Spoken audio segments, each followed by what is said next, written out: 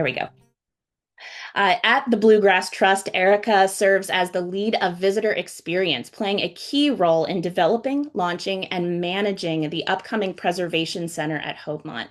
She oversees visitor experience and public engagement initiatives, creates educational and marketing content, and prepares National Register nominations. So, as you can tell, we're really lucky to have Erica with us today, and I will turn this over to her. Thank you so much, Erica. Well, thank you so much for having me. Can everybody hear me? Pretty good. Okay, amazing. Great. Let me share my screen.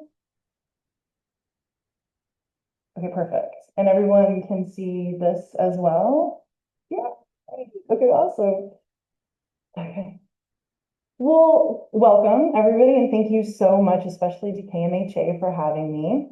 As she had said, I am the lead of visitor experience at the Bluegrass Trust in Lexington. And today I really wanted to share what the recent learning and a lot of passions that I've had have turned into in regards to my master's thesis at UK and real world podcasting practice. And more importantly, the goal for today is I want to leave you with a practical playbook so that way you can do this at your own institution as well. So, okay, so just a little bit about me, just for some quick personal context. I came to preservation through education. I taught middle school English and design for over a decade before I decided to pursue my master's in historic preservation at UK. But that teaching background really shapes everything about how I approach preservation communication. I'm always asking myself, like, how would I explain this particular concept to someone who's never heard of preservation before? So a quick background also into my world of podcasting. In 2019, on a whim, my younger brother and I both had realized that we were both independently reading a very infamous Kentucky novel called The Bluegrass Conspiracy. So if you know anything about that particular case and how very involved it is in terms of government corruption and a lot of like terrible dirty deeds that had happened in Kentucky in the late 1970s and 80s, we both had realized that we really had a passion for this one particular book. And a lot of the conversations that we had led to like, well, let's go off and do our own research and how and what ways did they, these characters get away with what they did. And podcasting in 2019, it wasn't quite in its infancy, but it was definitely like more like the wild, wild west, very different than what we know it to be today. So we had decided like, well, we're really interested in these conversations that we're having. Like maybe we should start a podcast that really focuses in on the local history of Lexington and also true crime. And so we created our entire first season on the Bluegrass Conspiracy. And then that really like shifted and formed and evolved in different ways as we went along. One of our first listeners is a guy named Chad Walker. He is also sort of a local history buff, and he asked me to take over. He owns a district in Lexington called the Warehouse Block, which is a very industrial corridor of Lexington in the early 20th century that's now been revitalized as mixed-use space and lots of, brewery and yoga studios and things like that. And he said, will you create a podcast for me, kind of based on the way you're doing the Lexington podcast, where you go around and spotlight different businesses in the Warehouse Block, as well as like focusing on the history of the Warehouse Block. And I was like, absolutely. So I created that, which has been a really interesting process too, because with the Lexington podcast, I was learning like on the fly from scratch, like watching a lot of YouTube videos to be able to figure out like what audio production even really is. Whereas with Inside the Block, it was much more, I was the host interviewing other people. And so I was getting to kind of be on the other side of those things. So I took my love for historic preservation and podcasting and kind of combined it into my master's thesis. Um, and I had decided to focus in on a building in the Warehouse Block, which is the John G. Eppings Bottling Works building. I wanted to write a National Register nomination for that and then use podcasting as a platform to be able to sort of demystify how the public has a lot of misconceptions when it comes to historic preservation and the National Register process in general. So today's ropes, that's a little bit of my background, my little quick foray into who I am and how I came to podcasting. And I'm definitely going to get into all of the pitfalls and what I've learned and how you can avoid those things. Today's roadmap, though, I would like to spend about a third of our time on why this matters, a third of our time what I actually learned doing everything that I've done, and most of our time, about half on the practical how to. So my goal is today is not just to convince you, but to actually equip you to start and hit the ground running tomorrow if you would wanted to. So we'll save questions for the very end, but I definitely want to be able to answer those as well. So the why. Let's start with the why. I really want to lay the groundwork for why this isn't a vanity project. It's not just you wanting to start a podcast, maybe to listen to yourself talk, that is solving a real world problem that everyone in this room has most likely felt. So I believe that preservation tends to be a bit opaque, and that's by accident. It isn't anyone's fault, it's the field. And I don't think preservation is in any way unique to this idea that sometimes our vocabulary, significant places through a framework that require technical precision. And it's that technical precision that we have that sometimes creates a barrier for the public. And the problem is real. Research on heritage communication consistently shows that the public supports preservation in the abstract, but doesn't always understand the mechanisms that are behind it that drive those. So they love their historic neighborhoods, they love their historic houses, they love their local history, but they couldn't tell you how and in what ways those things work, what a criterion A nomination is, for example. So that gap between the affection and then the literacy is really where preservation loses some fights that it could win. Especially with like the plaque, we often, that third point I had, we love to like put up signage and plaques and then kind of walk away and then hope that the public is like informing themselves or going a bit further with that. And podcasting, certain types of media is a way to like bridge that gap, certainly. And then of course, institutional channels, like most likely you're, at the Bluegrass Trust, we're really great about sending out newsletters. We have lectures, we have journal articles, but those tend to reach those that are already converted, those that are already our supporters. And really the goal should be that we're reaching those that, need more of a foray into that, and those that we haven't reached quite yet. So audio has quietly become massive just in the past 2 years, certainly in the past 5 years. And so while preservation has stayed mostly in those newsletters and lectures, the audio landscape has exploded. Almost half of Americans over 12 listen to a podcast in any given month. So it's not just a niche media outlet anymore, that's mass media. And in our use case is exactly ours. People use podcasts to learn. 7 in 10 weekly listeners say so explicitly. They're not just looking for entertainment, they want depth. Long form audio is one of the only places left in our media ecosystem, so to speak, where you can hold someone's attention for a solid 40 minutes. And what's really unique about podcasting is that people are listening to things as they're doing other things, something that social media or movies don't allow you. So for example, whenever we did our first season about the Bluegrass conspiracy, I had a listener actually reach out. She's become a good friend of mine through through this podcast, but she had told me that she had decided she was going to be painting her stairs in her house like one weekend. She was just going to knock it out and put on our first season of the Lexington podcast, where we were talking about the Bluegrass conspiracy. And she says, to this day, I don't walk up the stairs without thinking about how those characters in the blue, like how'd they get away with it? It's because it's so interesting that when you're listening to something and taking that in auditorily, you're connecting it with that experience that you're often doing at the same time, whether that's gardening or cooking or errands. So it's this tactile way that people consume information in a really unique way. You're also really bonding so much. You're forming relationships with the people that you're listening to. You feel like you know them because you're listening to these organic conversations. So even though it's seemingly one-sided, it's very meaningful for listeners, certainly. So why does audio fit preservation?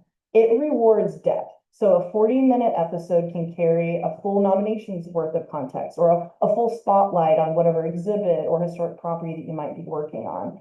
It humanizes the experts. Hearing someone talk through their work, including the messy parts, especially the messy parts, really builds trust. It's something that we don't often see, like when you're handing out a brochure, there's panel text. Getting to see the behind the scenes look at things and how things are created really supports like the human side of your work. It travels with people. Like I mentioned, listeners commute, they walk, they cook, they garden. You get to enter their world on their terms while they're living their life. And that's a really special experience.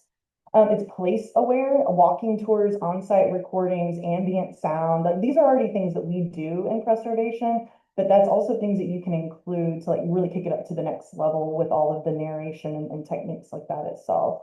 And then of course it's archival itself. I mean, every episode is its own little oral history, so it just fits in so well with what we're already doing.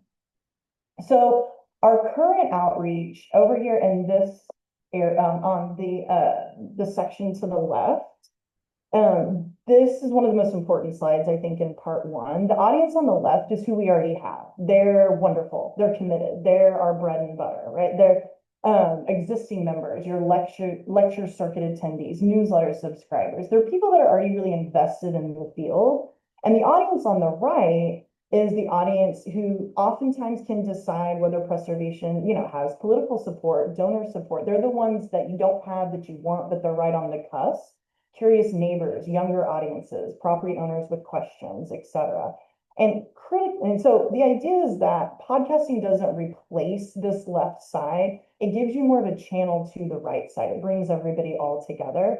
And critically, the data that I'm going to show you in part two shows that younger demographics, those are people ages 25 to 34, are highly engaged with this type of content. And so it's a really great opportunity to pull them into a field that they otherwise might not have exposure to. So this is the line that I keep coming back to. Preservation communication too often treats the public as a target, people who need to be informed, us versus them in a way. And the shift that I'm really advocating for is to treat them as participants. So people who already care about their places and just need more of a way in. And I think podcasting done right is one of those ways in. And with that foundation, let me look quickly at some of my work and what I actually did before we move into how you can. So what I learned, all the lessons that turned out to be transferable. So I'd like for you to meet my latest obsession for the past year that I've dedicated is to the Eppings Bottling Works plant in Lexington, Kentucky. It's on 264 Walton Avenue. And Eppings was really a perfect case study for this work for a very specific reason. Like, it's not quite glamorous. It's a bottling plant. So the owner was a German immigrant who made soda. There's no Civil War battle. There's no famous architect. There's no like scandalous murder. It's industrial, right? It served a really important purpose, but it wasn't glamorous. And that's exactly why it teaches you something or taught me something. If you can make people care about a 1920s soda plant, as we did, you can apply the same approach to anyone, anything in your community. And so the criterion A justification is industrial and commercial significance, which is one of often the most undertold preservation stories nationally. So that was its own kind of challenge. And the way that I did that is I built a 3-episode arc.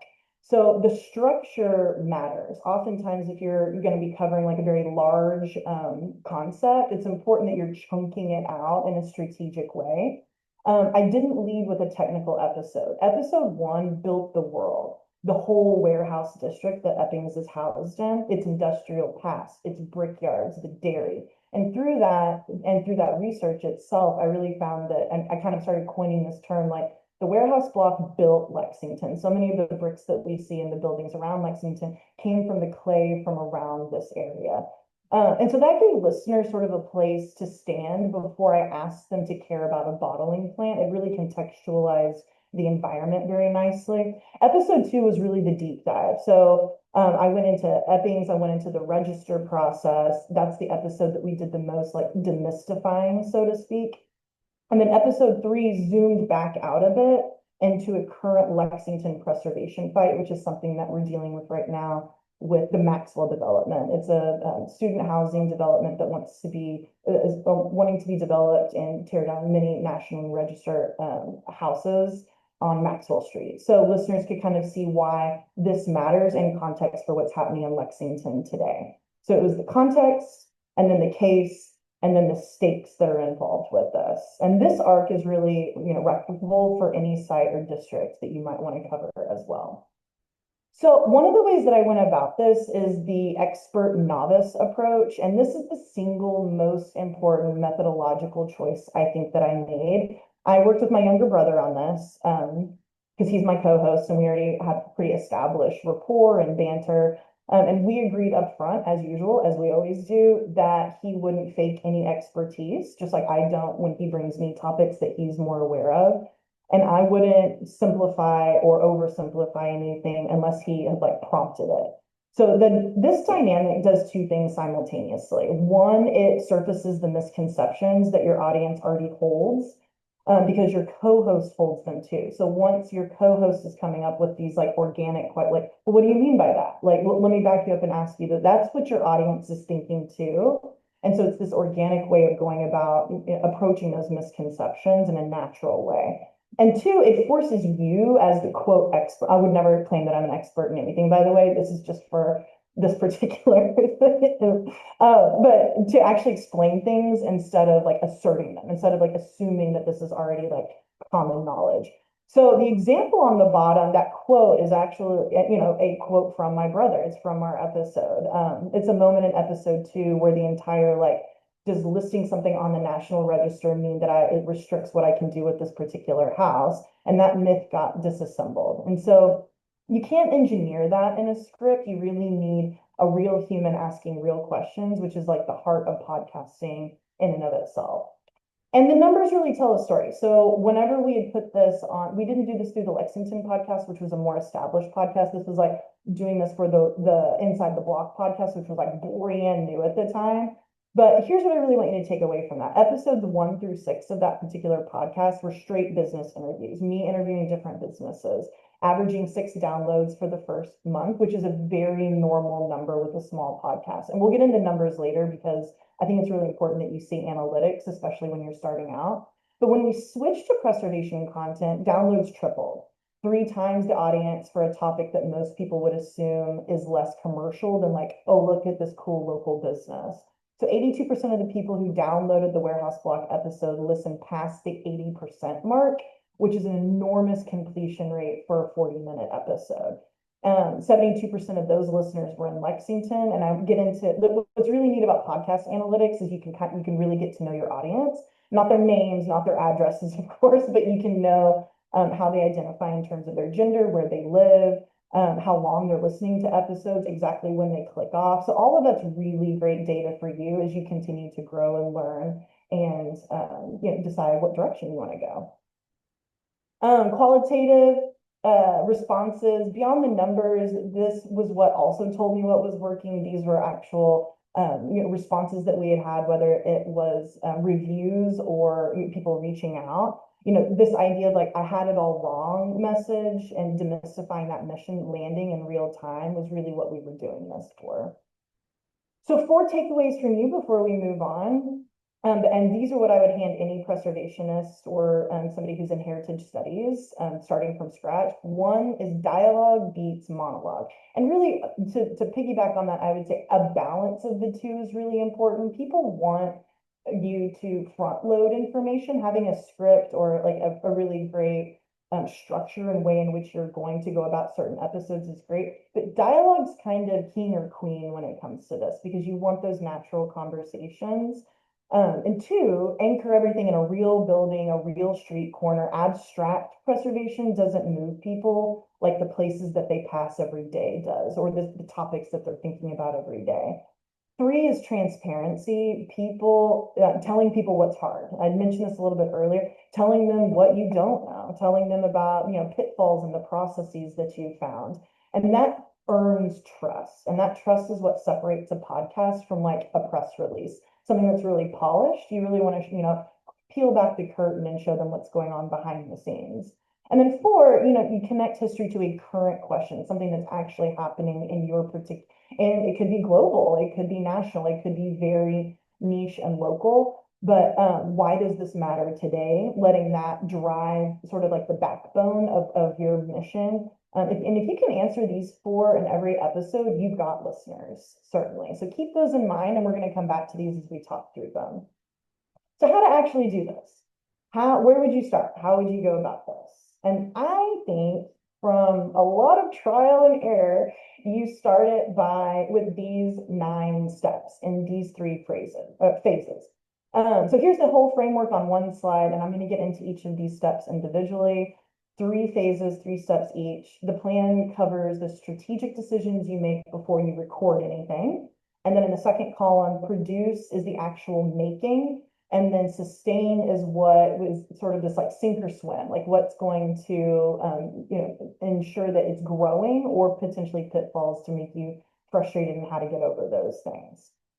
The hardest part is not starting, by the way. It's being there after episode 30 and 31 and 32. So we'll walk through each step and I'll get specific and I'll tell you what to buy because that's a big question too. Like what do you recommend in terms of equipment and what not to buy because I don't want you wasting your money like I did.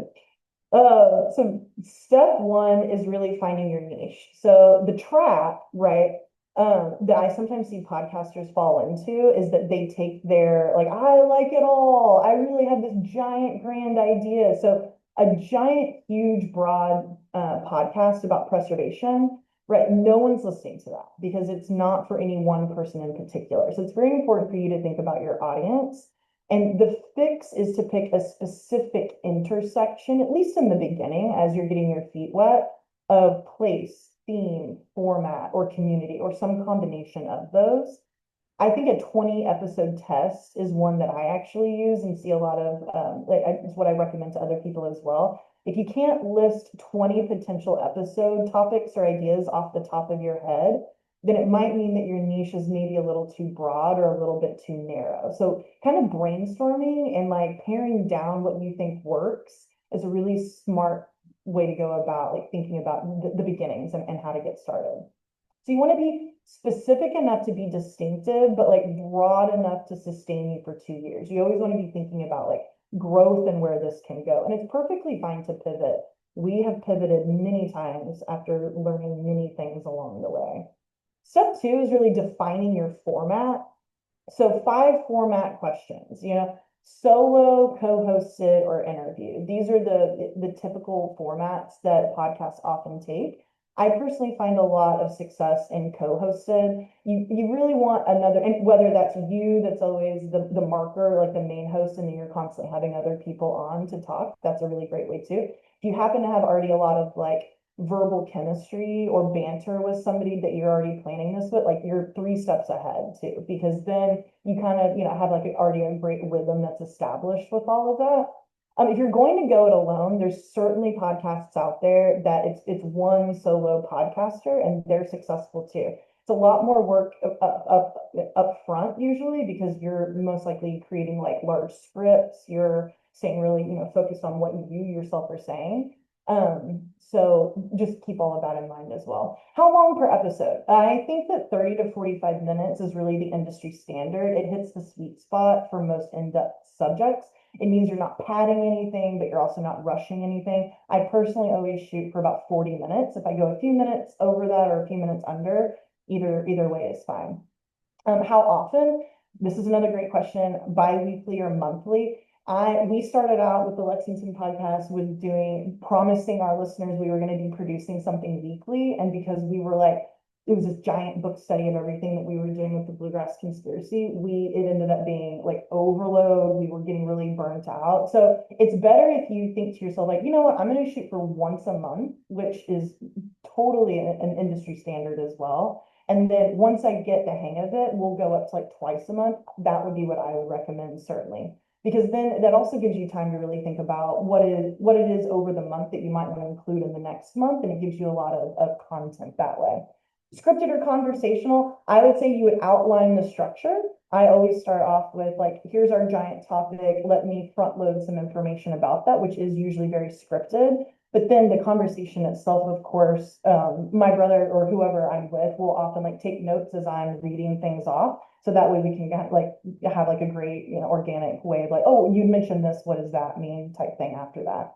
Stiff scripts really kill audio. And I think the audiences recognize very quickly, like you're just reading off of a piece of paper for too long. And that can often kill engagement in that way.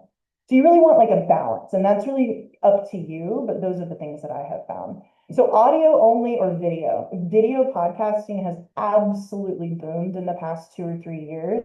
It used to be like in the dark ages when we had started it, that like a traditional podcast was just the only way. And it's sort of akin to like almost radio shows or talk radio. And now it's all about video.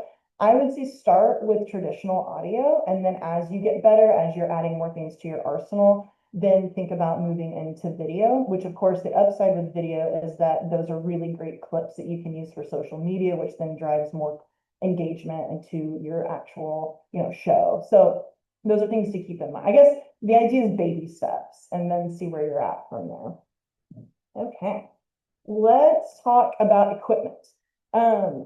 What's one of the best things about podcasting is like you could get started today with your phone technically. Like it's a cheap medium for the most part. I wouldn't recommend using your phone. And sometimes the audio quality isn't great with that, just depending on what you're using. But I remember starting, and I think we started for under like, I don't know, $60. We got two fairly cheap mics off of Amazon. And then I'm a big advocate for Audacity. So Audacity is a free recording software where you're able to actually edit things. And then you pay for a fairly cheap subscription for a platform. So for example, right here, I'm just listing in sort of like 3 different categories if you're interested. These are things that I've used before or things that my a production team has used that I've found success with too. But really, if you're really looking to get started, this first column is what I would recommend. So a couple of mics, of course, wherever you're buying this from, check reviews. You don't even really need an arm stand. That's a stand that sits on your desk that would hold the mic for you. If you're somebody who likes to hold a mic, you can do that as well. But if you like to use your hands, as obviously I do, then you're more than welcome to, buy something that like holds that mic for you. Headphones are also optional. I don't use headphones. A lot of podcasters do. I'm able to any audio things that I need to fix, I do that through an editing software at the end, but some people really prefer those. And then, of course, the recording software itself, like I had mentioned, we use Audacity to not only record in, but also edit that at the end as well. And then, I mean, I'm just gonna be really honest, YouTube tutorials are your best friend. This is how I learned from scratch. They've come so far from whenever I had started as well. But also, I want to give you all of my information at the end of this presentation as well. Please don't be a stranger. Like if you run into like really technical, tiny things along the way, please feel free to reach out to me. But it's incredible the amount of getting startedness, like all of the literature behind that and the how-to is very accessible online as well. Okay. Hosting is really important. So the one thing that I didn't mention is like, okay, I bought my mics, we've recorded our first episode and I edited that. Now what do I do with it? So you need a hosting site. I use Buzzsprout and I recommend Buzzsprout. So essentially what you would upload your episode to your hosting site like Buzzsprout, and then Buzzsprout does the work of pushing it out to all the podcast platforms. So that includes Apple and Spotify, Pocket Casts, all of those. It's some that I'm not even, fully aware of, but like Buzzsprout will like handle that for you. And what's really nice about Buzzsprout, it's very user-friendly, it's very intuitive, and it gives you really great analytics, like I was mentioning earlier. So once that's pushed out, Buzzsprout will tell you, hey, the majority of your listeners are listening to you through Apple, which is like 80%, by the way, of our podcast, which is pretty typical. And then, the other huge chunk is Spotify. It'll also tell you, it'll break down demographics of like where people are listening to it from, how long they're listening to an episode for. So all of that is such great data as you're continuing to grow. But these are other podcast platform or distribution and hosting sites that friends of mine in the community use that they like as well. So once you have those kind of determined, then you're able to go from there. This is an episode structure that I think works pretty well. It's a typical structure but it's also, so one of the things to remember too is notice how short the intro is. So it's under 3 minutes, and that's key. I personally listen to podcasts too, not my own, for the record, and I cannot stand it when I'm listening to it and I know it's a topic that I'm interested in because the title says that, and it takes them forever to get to that. And it's just like them kind of bantering or talking about, like personal stuff too long. Like I'm somebody who wants you to jump straight in. And because I know that about myself, I always try to make that happen for like my own content as well. So you need, a quick intro and then jump into sort of the meat and potatoes. That's my big piece of advice there. And then, you want, people skip long intros. You want to get into that substance fast. The deep dive is the longest segment, 20-ish minutes. And that's where that expert novice exchange really does its work. And you always want to end by tying back to the day, looping back to like the main points as well. And why does this matter to someone listening in 2026? Keeping it really relevant for whatever is happening now, because that's the beauty of podcasts too, is that it's sort of this double-edged sword. Not only are you putting something out there that day that's very like poignant in what's happening in our culture, but then it also lives on forever. So people can like go back and like rehear like how people felt about that particular moment, years later. So yes. Okay, recording and editing, a survival kit. So recording day, the closet. So a lot of people are really into like, or ask me questions in terms of like, do I need to record in a specific place? Like, does it need to be like a carpeted room? Do I need to buy those like round sound cushioning, pads that I put like all over the wall? Not at all. Like if you're buying a decent enough mic, and as I've mentioned, you can get a pretty decent mic for fairly cheap. Your mic really does all that work for you. So don't feel intimidated like you have to record in a particular room. My brother and I record in my office at my house, which is hardwood floors that has like a rug in it, and that's it, and like regular walls. So there's not anything like, don't let that hinder you. One thing that I will say though is that you do want this is a tip that took me a little while to figure out. Sorry, I'm at my coworker's desk, so I'm trying to find, really has a pen at work. Found one. Okay. So one thing is about your mic. You don't want to speak into your mic as if like the mic is like dead on towards you, because what that's going to do is it's going to pick up a lot of the P sound and the T sounds. It goes directly into that mic. And you can edit those out, but it's such a pain. And so the go around to be able to get around that is if you move your mic to here, so you're talking like past the mic, but it's still it's very close to you this way, then it misses those P's and T's, but it still picks up on, your actual audio quality. So that's a little tip right there. Headphones are, great because you're able to hear that feedback as well. Like I mentioned, I don't use them, so they're optional, but you might find that you really prefer that. You can clap once at the start. That's a really great sync mark.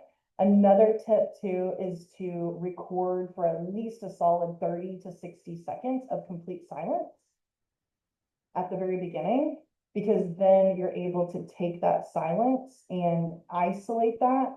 And within your editing software, it kind of takes away all that like noisy feedback, which is a part of that Audacity teaches you whenever you're doing your editing. So that's a really good tip where it's like, we just need a little bit of silence so that way I can take that silence and if there was any feedback noise within that, I can isolate that and take that noise away from the audio as a whole. And then don't worry about fixing mistakes. Generally, I always just like restart a sentence. So if I'm talking really fast and I'm really passionate about something, and then I realize I'm jumbling my words, I'll just pause for a second and then kind of like restart over in the way that I want to, because it's much easier to just like cut out that bad part and pop in what you just done instead of trying to like mush together like two versions of those things. So remember, you'll in editing, you'll get really good, really fast at editing. It's so not intimidating once you have the hang of it. One or two episodes in, you'll be able to kind of like find all of these tips and tricks for yourself as well. And then editing essentials, I've listed some of those for sure right there too, in case you were interested. Okay, how do you promote, like you've made your podcast, you have put, 2 or 3 episodes out in the world, you're like an official podcaster now. How do you promote it and how do you gain an audience without burning out? Which is a really great question, especially for me in the beginning as well. So I would think that promotion is where preservationists like us tend to struggle a little bit, or at least I struggle with that because it just feels very like marketing and like showboaty. But you can always like, you shouldn't, right? It's always reframing it. You're inviting people to learn. You are offering informational content. The repurpose, don't reinvent rule is really essential with this. So with one recording session, you can produce like 4 pieces of content if you plan it that way. So you've got your long form media, your podcast episode. You can take out sound bits and be able to create little clips that you put on social media. You can create QR codes or whatever to be able to like link things to other ways.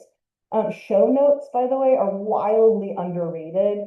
Every link, every photo, every source citation that comes up organically in your show notes, that can be a link that you then put in your show notes. And just see, so show notes, whenever you open up a podcast and you're listening to a particular episode, the little bio that's underneath the episode, which is usually like a paragraph or two, that's like, this is what this episode is going to be about. You can also include everything from like photos to links to QR codes. And this is key for any sort of marketing that you want to, because if you're embedding things anyway, that allows people to continue to engage with your content in that way as well. It's also a really great way to have like a back and forth with your listeners you might feel like, oh, I'm putting out my voice into the void, but I don't really know or hear if they like that. This is such a great way for there to be like a two-way street with this too. And email is really kind of the unsexy truth with this too, right? A 200-person email list beats 5,000 Instagram followers for actual engagement.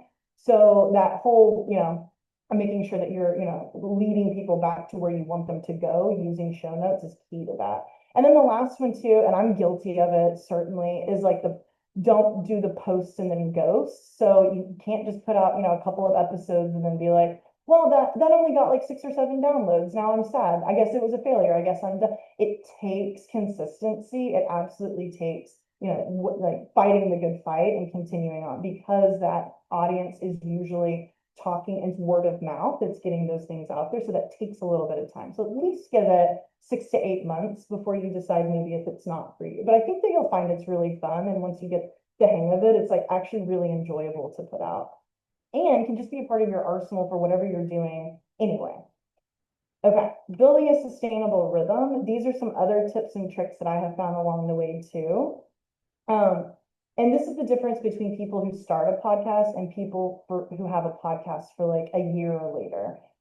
Batching for me these days is non-negotiable. So meaning you're not doing all this effort to just record one 40-minute episode. If you're doing all this, I might as well knock 3 out at once, right? Or at least 2 out at once. And then future you will be very happy with past you, certainly. So setting up once a week, sometimes that might feel exhausting, but setting up once a month to record 4 or 2 or 8 or whatever is very sustainable. And the idea of backlog is your insurance policy against creative drought, keeping it in notes in your phone, jot things down constantly. Like every good idea, or like, I wonder if, that can always be turned into some really great content. Templates eliminate decision fatigue. So once you get in a really good rhythm and you kind of started to realize like, oh, this is my pattern, this is the template that I'm going to use it and then improve it as you go. And seasons matter. That's really important too. You have permission to take a break. You should bake that into, your format. Prevents the silent fade that often kills most shows. So maybe you take the summer off because that's what you do, and you let your audience know that well in advance, and that's perfectly fine. Here's some pitfalls that kill podcasts. And a couple of these I really want to mention because I've noticed that they are really central to my work in my master's thesis too. Sounding too academic, which I think that we're all prone to do. And that academic voice is a trap that we fall into because we're so often think like, well, this is just sort of common knowledge. Well, it's common knowledge to us within the field, but the goal is that you have this wider audience. And so the idea, little things like, for example, I have stopped whenever I'm podcasting or when I'm talking to, somebody that's more like in the public, I don't say the 20th or the 19th century. I say like the early 1900s or the late 1800s. Because to us, that's like second nature. But sometimes for people, it's like they have to do quick math. They're like, oh, okay, so she said 20th century. I know that was the most recent one, which means it's the 1900s. So if she said the 19th century, then that would mean that. And if they're doing quick math, like they've already missed the next thing that you're saying, and then it makes them feel like they're behind. So little things like that. just making sure that, you're reading that script out loud. If it starts to sound like an academic journal article, then you know to like dial back maybe some of that vocabulary and adding in some like colloquial terms. The goal is that, we're colloquial, we're fun, we have banter, we're finding the humor in these things too. So also knowing that you're not building, some like TikTok empire, like you're building a community, especially if you're wanting this to be something that's local and something that's like understandable to your particular community. Get really niche with them. Especially if you're a part of that community anyway, you often are an expert of what your community needs. And certainly like I find all sorts of ideas for episodes and content, like just having dinner with my friends, because they'll bring something up and I'm like, you're right. Why didn't city council do that one thing during the snowstorm about blah, blah, blah? It's like, there's always something out there and oftentimes it's right in front of you. Assuming knowledge, always define every acronym, every term, every time. Don't assume that your audience really knows what you're talking about, especially acronyms. I think there's a pitfall there for sure. A co-host carries half the cognitive load and saves you from monologue mode. So look for someone that you already have a great chemistry with. Fun banter, I think, is key. And please realize like don't do what I do, which is like perfection paralysis. Like, oh, didn't, like I'm listening back to it later and I missed that one little moment. Like if you put something out there, feel proud of yourself and just know like the next time it's going to be even better. The next time it'll be even better. So episode 1 might be rough, but by 5, by 20, by 30, it's going to be all good. Okay. Where my work is going is, see where I am on time. Oh, great. For once, it's like pretty good timing. Okay. What's next? Just briefly, what's next for me? Epping's nomination is in review with the Kentucky Heritage Council. I'll go and defend that in June. At the Bluegrass Trust, by the way, we are opening up the Preservation Center at Hopemont.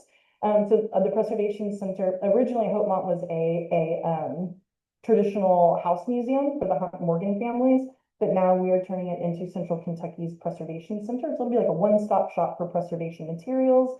Community members can come in and get information on advocacy and resources and things like that. Yeah, and I still have both of my other podcasts as well. I'm starting to pull together templates and resources for institutions that want to start podcasts but don't know where to begin. So if that interests you, feel free to find me after. This is not me, sticking all this out in the void. And then if you still have questions, absolutely feel free. I love people and I love emails and I love you can even text me. We could absolutely work on your podcast together. So just some things to get started. This is a quick rundown of resources. I think that Buzzsprout's starter guide is excellent. It's also free. Descript that I mentioned earlier, it's a free trial that's enough to test if the workflow clicks for you. Edison Research's Infinite Dial is another gold standard annual report on audio listening behavior, which shockingly or maybe unshockingly changes like daily, what people want, what trends, what's happening. Free to download, great for applications, and a few other things as well. So yeah, that's what I have. If there's any questions, I'd be more than happy to answer those. Thank you so much, Erica. This was amazing. I guess I'll get us started off. Have you had any issues when you're putting together episodes, if you're incorporating like additional music or other interviews with, like licensing or having to do releases for people who are doing interviews, that kind of stuff? Is that something you could talk about? That is such a great question. So in the beginning, so my brother is a musician, and I probably should have mentioned this. In the beginning, we were like, oh, it'd be so cool if like you played your guitar in the background of us talking about all of this content. And we found out very quick, like the upside of that is that he owns that music, like he's just coming off the top of his head. But the downside of it too is that we were getting feedback from listeners that was like, I can't concentrate on the content when I'm hearing this music in the background. So that balance of ensuring that like making sure you're not being too distracting with things here or there is really important. I have used audio clips for like from UK special collections, and I give them full credit within the show notes themselves. Your show notes are a really great spot to be able to highlight, like, not only am I linking you to like other places you could go for the things that I've talked about, but it's also like, this is my works cited or my sources as well. So I have not run into issues with that. Is your question though more about like rights and royalty things too? Or is it more like, is it difficult to embed that into audio? No, it was a multi-part question. Okay, gotcha. So you've Yeah, answered yeah, the first part. I guess my other question is, if you have guests on your show, do you have them sign releases or anything like that for publishing the podcast? we don't. It's another really great question. With the Inside the Block podcast, where each and every podcast I go and I'm the host and I interview someone else, it's really very grassroots because it's Chad Walker, who's the one who owns that district and who asked me to start this. It's like people that he knows because they're in his district. And so in a way, like he's like the landlord and I guess handles all of that. But in terms of my own podcast, I've never had anyone sign releases. I'm sure it's a really great question in terms of like who owns this property. I mean, within Buzzsprout, our hosting platform, like you have a copyright within that in terms of like I've published this and therefore it's mine. But it would be something I think like moving forward, especially if you had like a high stakes person who was coming on. But I mean, I've interviewed everyone from like business owners to like Lexington council members, and no one's brought that up. So I think that might be something to be said for like how this medium might be, just considered like this is just a recorded conversation. Like there's a little, it's viewed as more casual in that regard. But it's a really great point moving forward. That's awesome. Thank you. Does anybody else have any questions for Erica? Looks like Zach does. Go for it, Zach. Was typing it out, but I'm just going to pop in. Um, awesome presentation. Thank you. That is so much to think about, and you really demystified a lot of things. So thank you. Um, I'm thinking of this in terms of like if I was at like a smaller institution, like pitching this to my board, some questions they might come up with. Do you have any insight, experience, or opinions on how or if a museum wanted to try to monetize a podcast? Oh, absolutely. So, monetization, I should have gotten into that. I'm so sorry. This is really good feedback for me if I ever were to do this again too. So, another nice thing about Buzzsprout as your hosting platform is that it has evolved in the past 2 or 3 years to include monetization opportunities. So the ways, and I gave a lot of thought to taking the Lexington podcast and really trying to make money on that. There's really several different ways you can go about that. One, since we're a local podcast, I could reach out to local business owners and ask if they would want to embed like an ad in the middle of my podcast, which there's ways within editing and within Buzzsprout for that to be evergreen in the sense that like you set it up to where like the first part of your podcast is, and the second part, it's almost like act one and act two. And that middle section where those ads are would change out based on who's paying you which month or who you set that up with. And so that's actually easy to do within Buzzsprout itself. Buzzsprout also offers you, and I'm sure all the other hosting platforms have some variation of this. Buzzsprout also offers where there's like outside entities that come to Buzzsprout, different corporations and companies, and some are really niche, things you've never heard of before, that are essentially saying to Buzzsprout, we want you to go through your catalog and figure out where we would best fit in with certain podcasts. And so you can have the opportunity to sign up for their monetization program to where those companies and you are linked together. The stipulation on that is that you have to have at least, I think it's like 150 downloads per episode, which is sort of like this big like milestone in the podcasting world. You wouldn't think it's hard to get to, but in the beginning it feels kind of tough. The thing about downloads as well is that like in the beginning it's rough going. It'll be slow, steady progress, and then like one day overnight, it's like 300 people are listening within an hour of you posting an episode each time. So it's sort of like you never know where it's going to come from, but those analytics are hard, they're within Buzzsprout themselves, and Buzzsprout can handle that kind of monetization as well. And of course, there's other ways to go about it too. Again, like any local partners that you would want to reach out to as well. But there's a wide gamut of like, oh, do we want to go national? Do we not? And for me, after I had looked into it, And I was like, oh, okay, here's this like seed corporation something that wants to work within this one episode that I had about Lexington agriculture. Like, that sounds great. And it was like, great, we're going to pay you 4 cents per download. And it was like, oh, for a 30-second ad in the middle of my episode. And so I was like, I don't, to me, the cost of benefit didn't work out in terms of like, I personally don't love ads in podcasts and I just fast forward straight through them.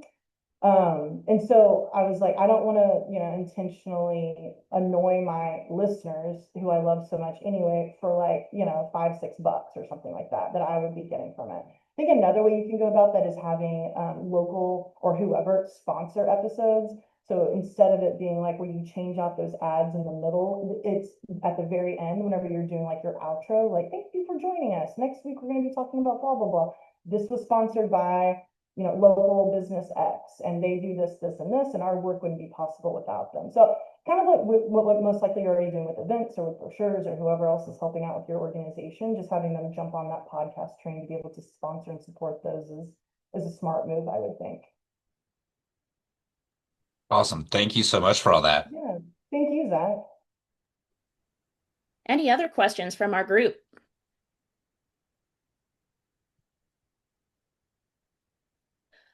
All right. Well, as Erica said, she is available for questions in the future if you're wanting to embark on this exciting journey and start your own podcast. So, if Erica's okay with it, I can share her information with those of you who are here today. Great.